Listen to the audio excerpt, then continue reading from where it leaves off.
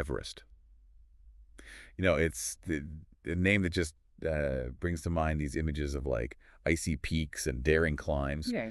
But this deep dive isn't just about conquering a mountain. Yeah. It's about uncovering this mystery that's nearly a century in the making. 100 years. Remember those articles you shared about that single boot that was found on Everest? Oh, yeah. Fascinating. Well, buckle up, because this discovery, it might rewrite mountaineering history as we know it. It's incredible, isn't it, how a single artifact can just unravel decades of speculation. It is. And this isn't just any story. This is the tale of George Mallory and Andrew Sandy Irvine. Yeah. Two names that are basically synonymous with Everest's just enduring allure. Yeah, 1924. Wow. Mallory and Irvine set off to conquer Everest as part of that third British expedition. Right. Now picture this.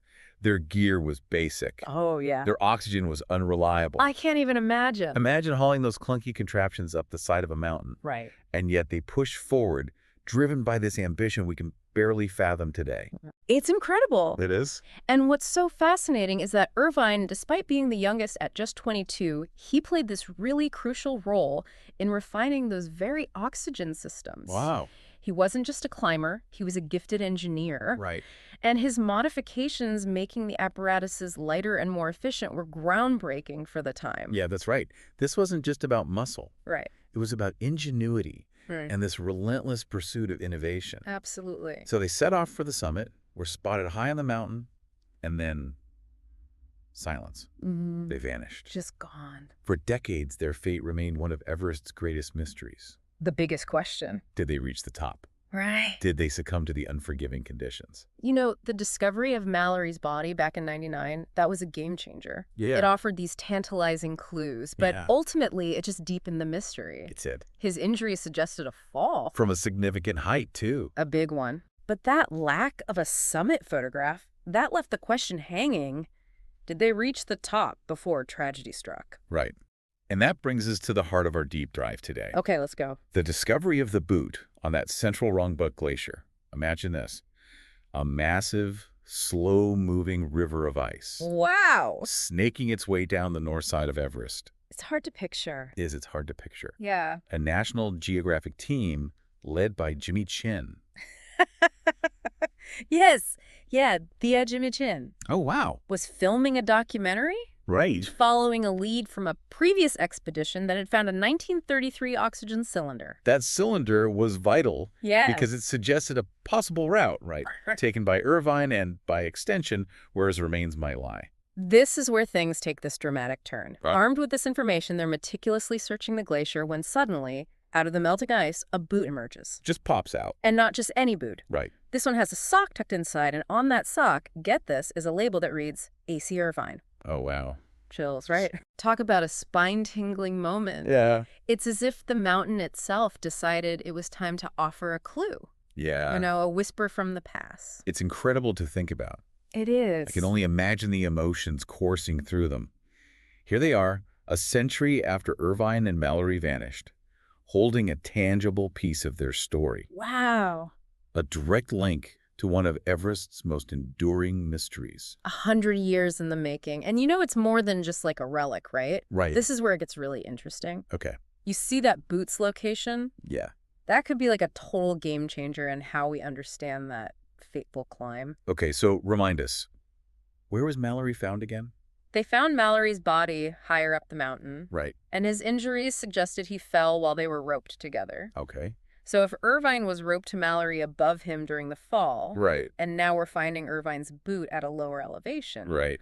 it kind of suggests that he might have survived that initial fall. Wow. He may have even tried to descend the mountain. Right? I mean, remember all those theories about their bodies being moved? Right, like maybe other climbers had come across them. Right, exactly. This discovery really kind of debunks those. Wow. Like this boot, after being frozen in ice for 100 years, resurfaces to tell us a very different story. Yeah, it's like the mountain itself preserved this clue. Right. Hidden it away in the ice, waiting for the right moment to reveal itself. It really makes you think.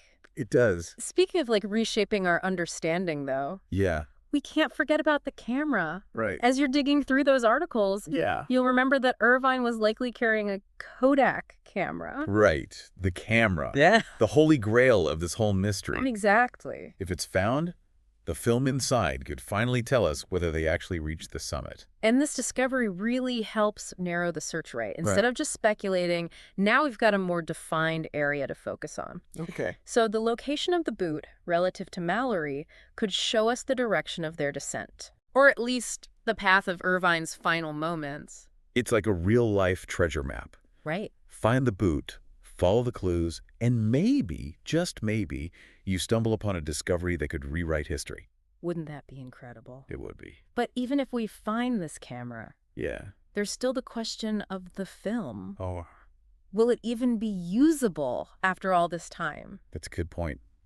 100 years on the side of Everest talk about harsh conditions. Imagine that.